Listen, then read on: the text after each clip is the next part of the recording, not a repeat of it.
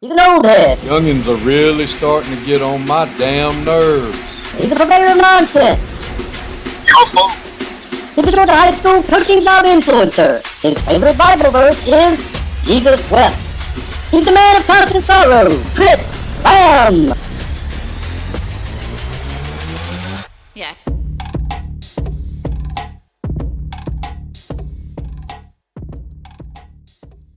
Welcome to Sun Coaches Podcast. We are at the Nike Coach of the Year Clinic, Day 2.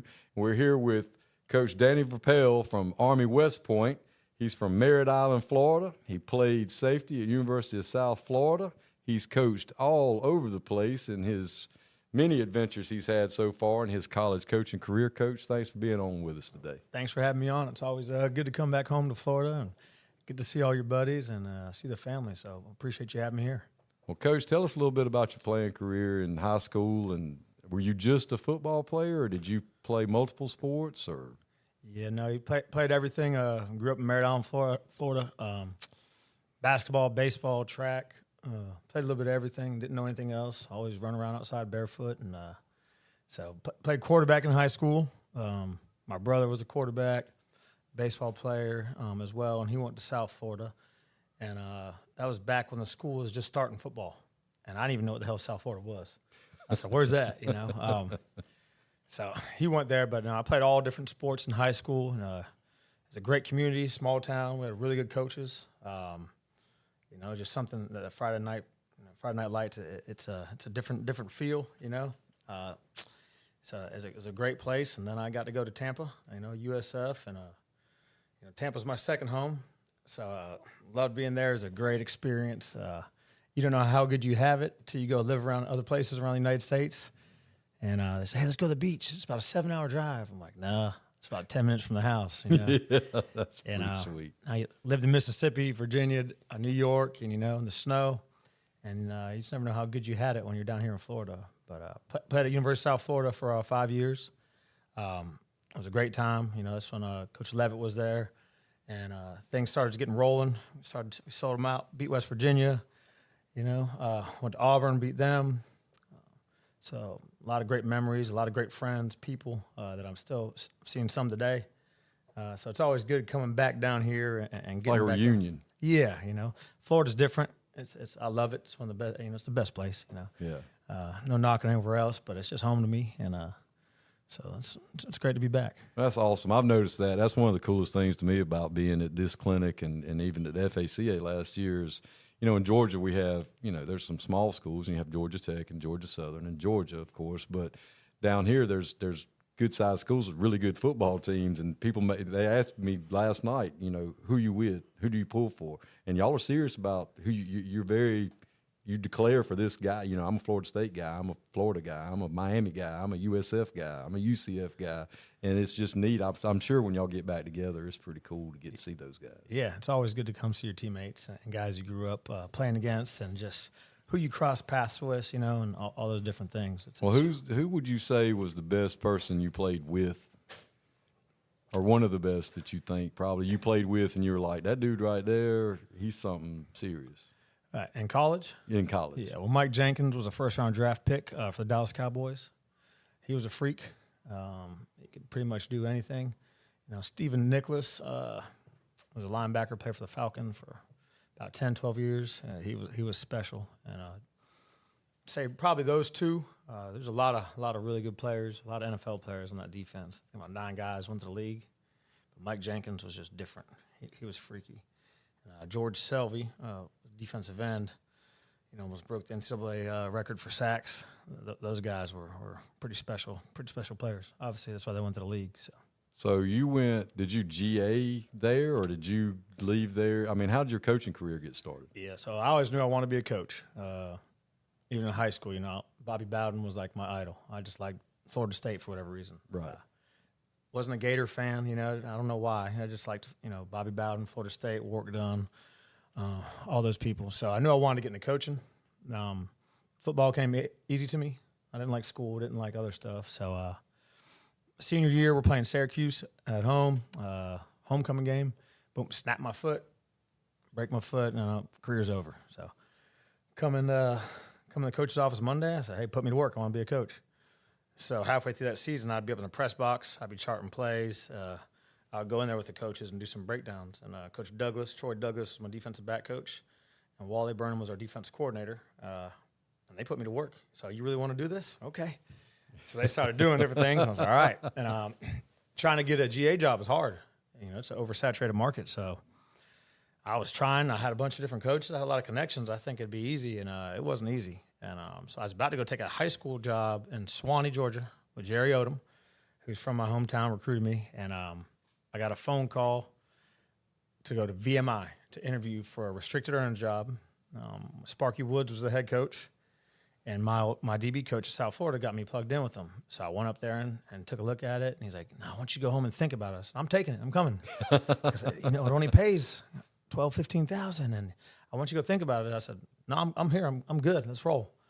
So I was lucky to go get that job that spring. And I was actually still recovering from when I broke my foot. And I regret that I didn't finish my rehab. So when I wake up in the cold now, I still feel a little bit. But, I got my career started there, and they don't have GAs, so you're restricted earnings, basically a GA. Right. But the cool part was I got to go recruit. So the coach said, hey, I'm just going to send you to Florida for the month. I said, sounds great. Bet. Boom, I'm going right to Tampa. Yeah. Here I come. I know those people. Yeah. And they're like, where can you, here's how much money, where can you stay? I got a lot of places to stay, coach. Don't worry about it. Yeah, not a problem. I get a Allegiant Air flight from Roanoke down to St. Pete or Orlando, and $75, and I was rolling. So it was a great experience to get started and get to recruit and start building relationships with a lot of these coaches who I see here and I'm still friends with today. So where did that lead to? So I got VMI. I go there for the first year, and that's a culture shock. You're coming from Tampa, and then you're going to Virginia Military Institute, and you're up in the mountains, ain't much around. We had a tryout trying to get scout team guys, and there's about 15 kids come out, and 10 of them never played high school football. And the tryout was, hey, run a straight line, see if you can catch a ball. I was like, what the hell are we doing here? I was like, holy shit. What are we doing? I was like, but it was a great experience. I got my feet wet, got to get going there. And then at Jacksonville University, Kerwin Bell was the head coach, and Jerry Odom just took the defense coordinator job. Well, he's from Merritt Island. He recruited me. And so I went there to Jacksonville University to be the secondary coach. And so 2 years out of college, so I'm back in Florida. And got to go there with those guys, and probably the best time of my life. I know you're single, 24, 25 years old, living in Jacksonville Beach. What could possibly go wrong? Oh, this is the best place ever. I had to get out of there. It was too good. Yeah, I can imagine. And, again, you're recruiting the state. Got to recruit the Tampa area, and just living back in Florida and working with, Kerwin Bell and Coach Odom and those guys and just coaching football. And it was a great time. Really enjoyed it there. And then I finally realized I met one of the coaches at the convention, and he's like, so where are you at? I'm like, Jacksonville University. Jacksonville State. I'm like, no, Jacksonville. He's like, where the hell's that at? I'm like, damn. So maybe I need to go to a bigger place for, take it up a level. So I was there for 3 years. It was awesome. Great time, great people. And then went to Mississippi State as a GA. This is 2013, and it was right before the season. A guy I knew was up there, like an analyst or something, and one of the guys left and made a phone call. I said, hell, I'll do it. I said, you serious? And so Jeff Collins was the defense coordinator, calls me. Said, hey, looked at your resume, like, when could you be here? I said, well, hell, I'll be there tomorrow if you need me to. Calls me back tonight, goes, okay. So I left in about 12 hours, packed my black Ford Taurus, and went to Mississippi. And so here we go. They're about to start. They started practice that day, so they needed someone. So I felt bad leaving Jacksonville and those guys, but they understood. And went out there, and he told me, he said, I want you to go up 75. All right, then I want you to Atlanta and come across. Call my dad. My dad's like, what the hell are you doing? He's like, no, you go I-10, you go through Dothan, you go through these areas. Yeah. I said, Dad, the guy just said go this way. So as I'm driving up 75, I'm in my car. There's a little rainstorm right by Valdosta. And it's raining a little bit, and I hit one of those wet puddles. 3 spins, miss a semi, end up in a ditch. All right, what just happened? My life flashed in front of me. Climb out the window, call a tow truck, go. My car's working, good. I said, all right, here we go. They're calling me. They're like, where the hell are you at? I said, Coach, had a little accident. I'll be there. So finished up, get there to Mississippi State, and they already had their first practice. And I walk in, I had no clue what I was getting into. And it was an awesome experience. You know, I've been running my room, coaching position for 4 years. Now you're going to BGA and the SEC, and that's humbling, you know. And didn't have time to look for a place to live. So I found a couch on the 3rd floor, and I stayed there. Got woke up by the janitor many times, you know, and got that experience at Mississippi State. So that was really cool, you know. You playing Alabama and LSU, Odell Beckham Jr., and then Johnny Manziel, all in that time frame. So Dak Prescott took over being the quarterback at Mississippi State. So that was my next stop, and I got to work with linebackers. It was a good deal there, and it'll humble you. You know, you move from Jacksonville Beach, working with Coach Bell, who was like a Spurrier, you know, kind of laid back, and you're chilling. And you're Coach Mullen and Jeff Collins, you're working now. And you're in Starkville, Mississippi, not Vegas, the beach. Baby. Yeah. There's a lot around there, you know. There's cotton fields and, you know, a couple places. So, but it was worth it on game days. And my group of GAs, those guys I met then, and, you know, they're all different places now, and you have a special bond with them, you know. So from there, I went to West Point. Well, I was, if you want to hear these stories, but I was in the summer. Awesome. I'm in Tampa, Florida at my brother's, right? Ran out of money, so I need some money. So they had a little thing where they're cleaning up yards and houses. So we're out there cutting down trees, and the damn chainsaw goes down. So me and one of the guys working with them, this Cuban guy, right, we got machetes, right? And we're cutting down trees with machetes. I'm like, what the hell am I doing, right? This is my summer break. I'm in Tampa with a machete, right? And it's hot. Yeah, my buddy calls me and goes, hey, I just got the Army job. Our QC just left.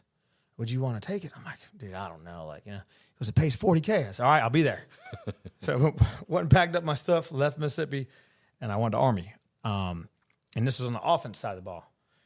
The guy who got the offense coordinator, I worked with him at VMI, you know, became good buddies with him. So I'm on the offense side of the ball, get rolling. I'm there about 2 weeks. And then one of the coaches got a NCAA violation from like 5 years prior. So he couldn't coach that year. And so I got bumped up to tight ends coach. Didn't know what the hell I was doing. I said, well, if I'm going to coach it, you better teach it. So we're there, you know, 2 weeks trying to learn tight ends. But a great experience. Just getting to West Point and nationally recruiting, all that stuff. So they'd send me on the road. So I got all that experience. The guy came back, and then I was back off the field. So there another season, and someone else got sick. So they was like, hey, go on the road, go to Houston. So I was like, all right, they're just sending me on the road. You learn all the ins and outs of West Point. It was awesome. And it was Coach Monken's first 2 years there in 14, 15, and we were not good. Air Force killed us, Navy killed us, right? We're getting better, but he was taking over a program that hasn't won a lot. And so I'm on the offense side of the ball, triple option. I'm like, I need to get back, coach, you know, back on defense, back on the field. So went to Kerwin Bell, just got the Valdosta State job. So we got the band back together, went to Valdosta State. Coach linebackers there, me, one of my best friends, James Rowe, and Justin Hines. A couple of us took over there. And next year, James left, went to the NFL. I took over as defense coordinator at Valdosta State. 2 years later, we ended up winning the national championship there. That was in 2018. And I know I heard Coach Bell was going to be leaving, going to South Florida. And I said, well, hell, we're just undefeated, perfect season. I might not have a damn job. I said, I'm going to beat you out of town. So ended up getting in at Kennesaw State. And I was there for a year as safety coach and became defense coordinator. I was there for 3 years, loved it. Great spot. Living up there outside of Atlanta by the Battery. You know, got a house up there. I'm good to go.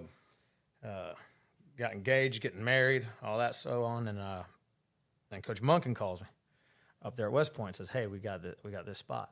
And I didn't want to leave, you know, but it's too good of a deal. So now I've been back up at Army for a year, and that's kind of just my little jumping around and how it's gone so far. It's That's awesome. I remember that year y'all had at Valdosta State. I was at Early County then, and when y'all had that year, and we were very pleased about that because a lot of our guys, you either went to Georgia Southern, or you went to West Georgia, or you went to Valdosta State. Well, we were in South Georgia, and most people stay regional. Yep. You know, where they coach. Like, you know, we talked about Coach Glanton at Kennesaw. He's went to West Georgia.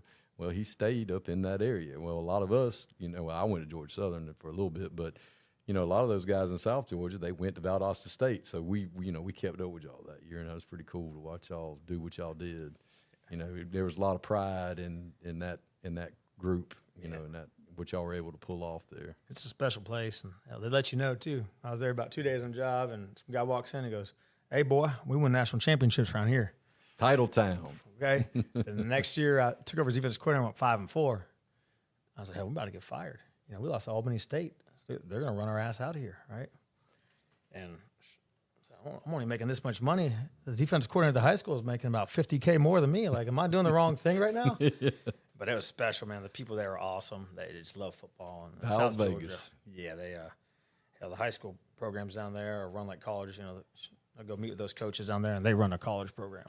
And it's a big deal. It's hard to explain that to people, and I know you were sitting in on our last interview. We were talking with a guy out of Utah that does the ranking system for their prep stuff, and talking about what high school coaches get paid here in the state of Florida, and it's almost embarrassing to talk about what Georgia coaches get paid.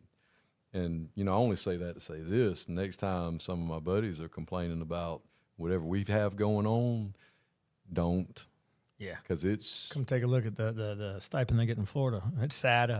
You wish they would do something. And Georgia does a great job with retirement and just how they structure everything with their coaches, and it shows. And, I have a lot of buddies leave, and they go to Georgia, and I'll get a $20,000, $30,000 raise, and the retirement's so good. So, I wish they would try to do something in the state because there's a lot of really good players, a lot of really good coaches, but hell, that $3,200 stipend when you've been somewhere for 20 years and got to eat.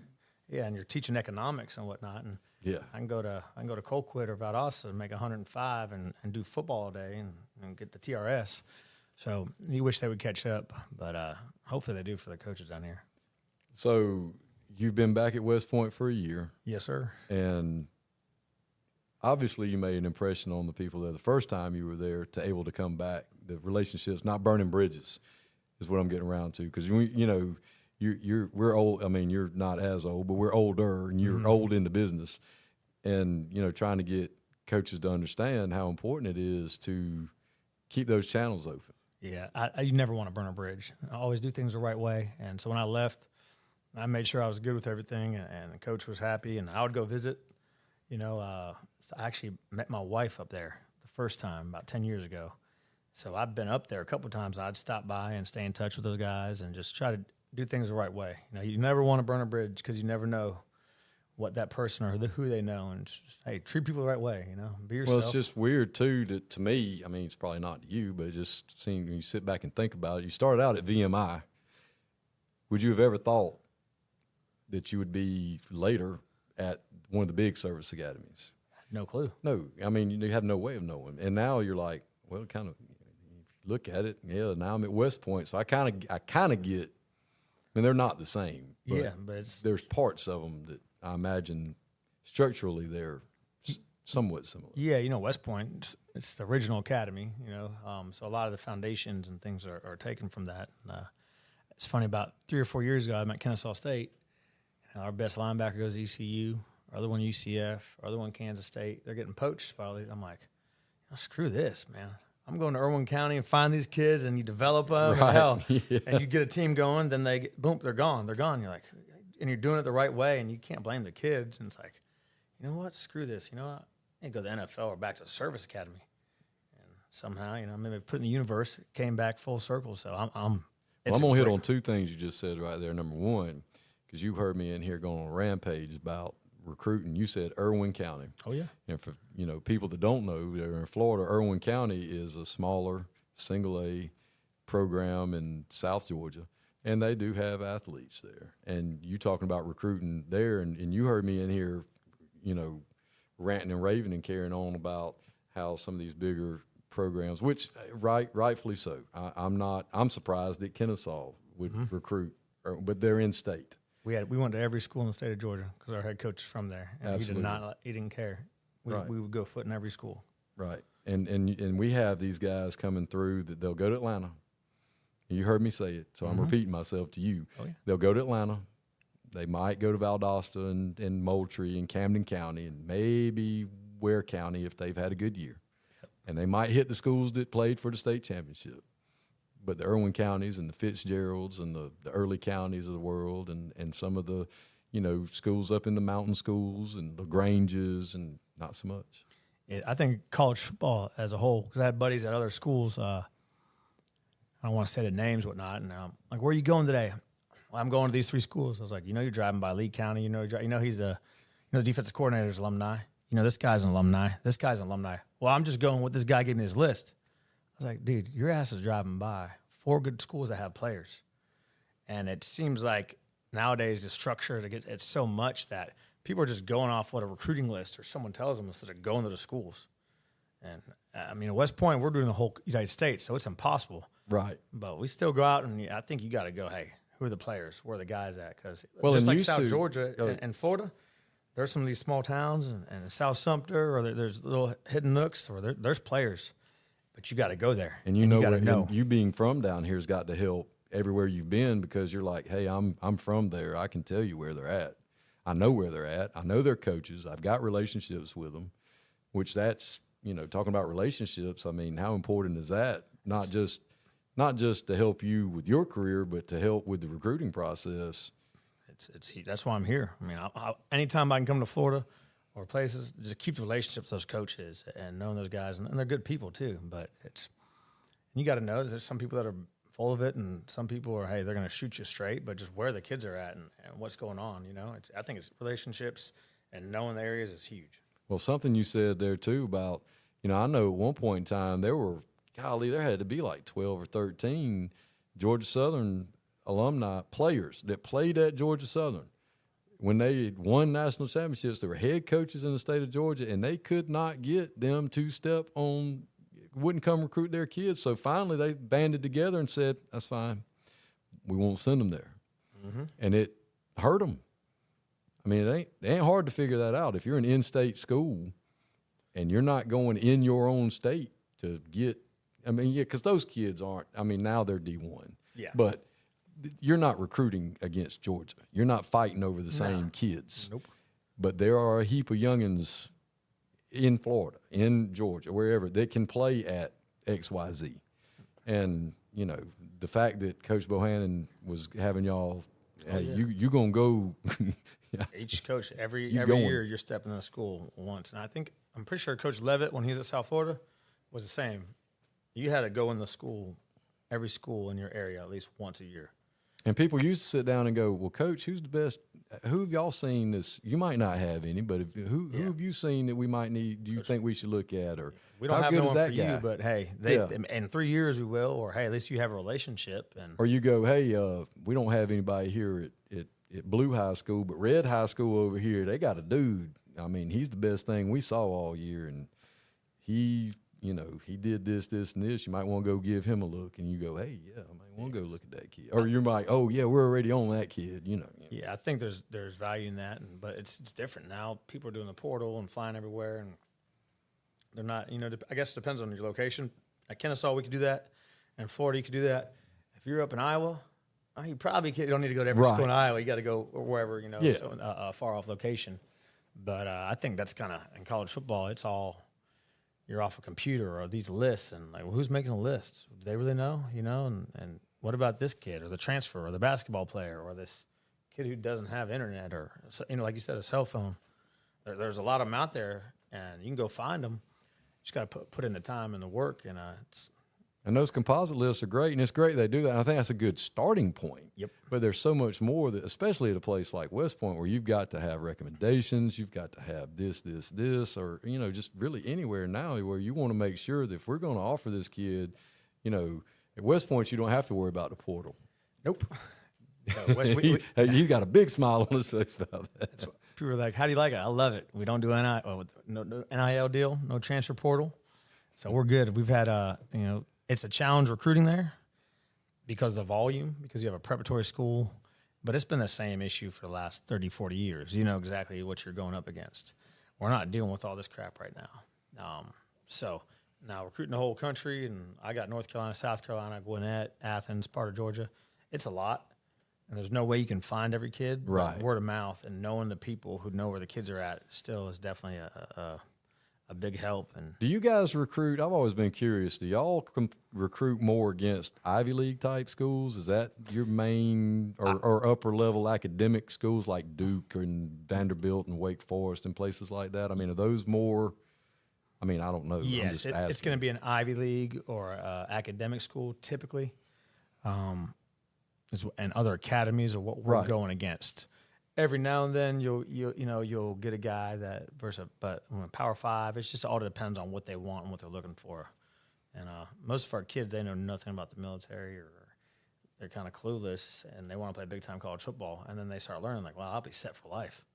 Oh, you're graduates, you got this many Fortune 500 CEOs. Like, buddy, you're set. You're an elite alumni. You're coming out, you're an elite alumni. You're coming out as a commissioned officer.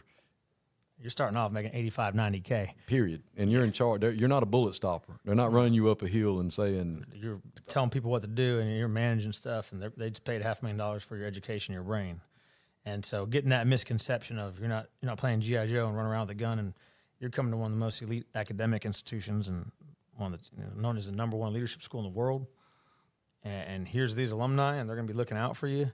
And going into your 4th or 5th year as an officer, when you're a captain making about 125, these headhunters and these firms are going to come start recruiting you to be CEOs and presidents of company because you graduated from West Point and you know how to manage people, you know how to problem solve, and just look at the alumni list and all that, and you start showing them. I'm like, wow, yeah, it's special, it's impressive. If you're the least bit motivated, this could really work out for you, son. Yeah, we might not can show you a path to the NFL, but we can show you a path to a much better, safer future.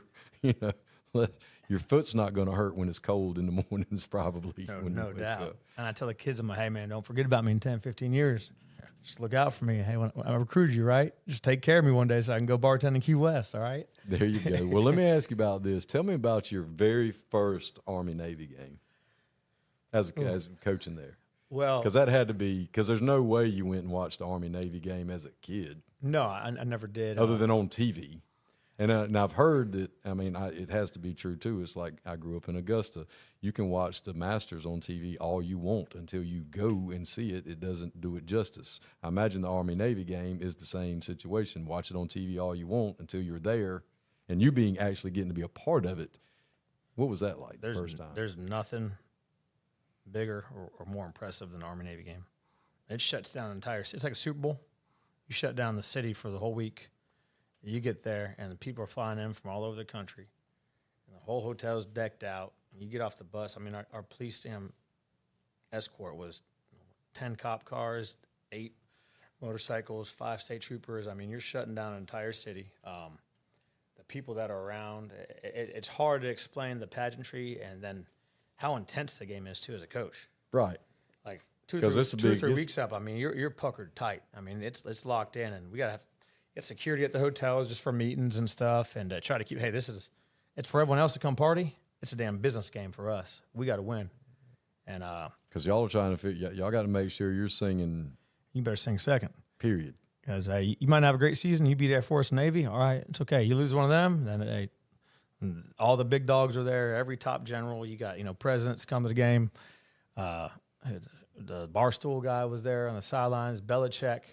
And before you even get to the stadium, it's the whole build up to it's crazy. The uniform reveal.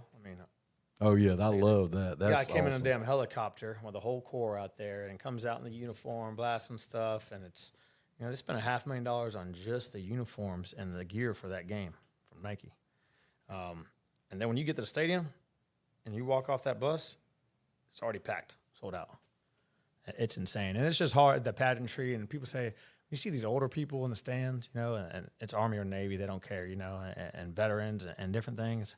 So my family came up from over here in Merritt Island. I got my nieces. I had a couple extra tickets, and they're like, holy, we're coming next year. I was like, well, hey, easy. I need some money for these. These tickets are hard to get. And, one of our coaches was at University of Florida and for the national championship games, and his college roommates went to those. And Army Navy, he's like, there's nothing like Army Navy. It's just it'll give you goosebumps. It's worth it all. The kids and the opponent, everything you do is year round. Beat Navy. Our head coach, when he gets off the phone or talks to anyone, all right, beat Navy. It's all it is. It's Navy, Navy, Navy. And he'd say, hey, we don't apologize for it. Is that important? Oh, yeah. I mean, you want to win all the other games too, but if you go 1-13 and that one was Navy, It's a little better. it's all right. Yeah, so it wasn't so bad. If you can go, if you're a football fan, I'd highly recommend it.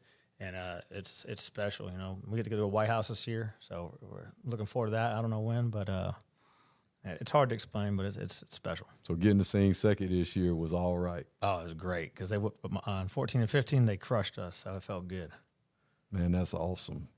So, Coach, I sure do appreciate you being on. It's a pleasure meeting you, and I'd love to have you back on again down the road if you can find some time. I know you're going to be busy, but I'm sure I'll run into you again at this clinic. I sure do appreciate you being on with us. No, thanks for having me, and I appreciate it. If I can ever do something, just let me know, and it's always great to come back. So thank you. Yeah. Beat Navy.